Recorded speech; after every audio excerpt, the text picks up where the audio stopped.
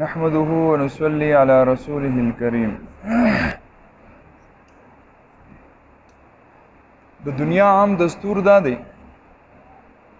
چې کله داسې یو تاریخي واقع وشي نو د هغې په یاد کې دو یا یو بلډینګ جوړ کړي یا مجسمه جوړه کړي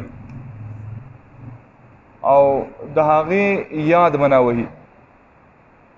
اسلام د دې برعکس دغه پخواني کم روایت چې وو جهالت و د هغې برعکس اسلام په عمل باندې زور ورکړی او شریعت کې دا ده چې کم سنت ابراهیم علیه السلام ادا کړي دي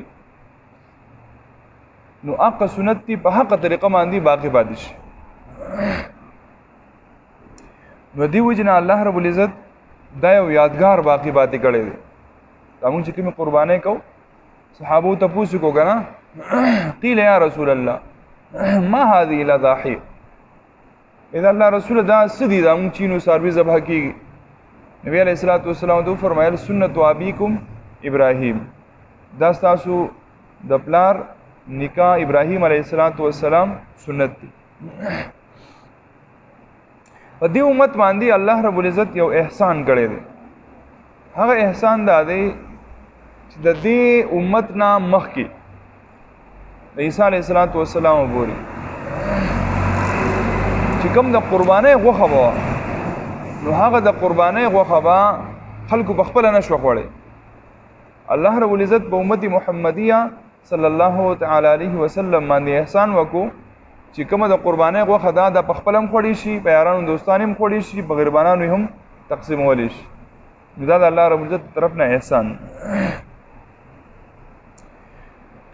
مسله دا ده چې کم یو څاروي حلالول بهتر دی، افضل څاروي کم یو دی، فضیلت والا څاروي کم یو دی چې هغه حلال کړي شي. فرمایي چې دې کتاب کې لیکلي دي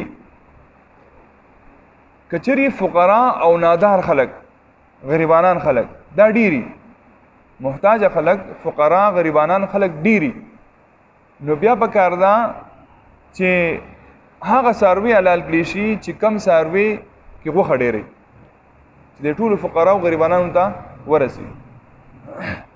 او کچری فقرا غریبانان محتاج خلک لږ دي او علاقه مالداره ده، هر سړی لګیا دی ځان له قرباني کوي، نو بیا پکار ده چې کم څاروي د هغې قیمت زیاتی، قیمت یې زیاتی او غوښه یې ښکلې، نو د هغه څاروي قرباني کول افضل. ټیک ده. یو ګډ دی خو ډېر تازه دی، نو د دوو ګډو نه چې دا کمزوري دي د هغې نه د یو ګډ دا قرباني دا بهتره ده. دغه شان په دې نورو څاروو کې هم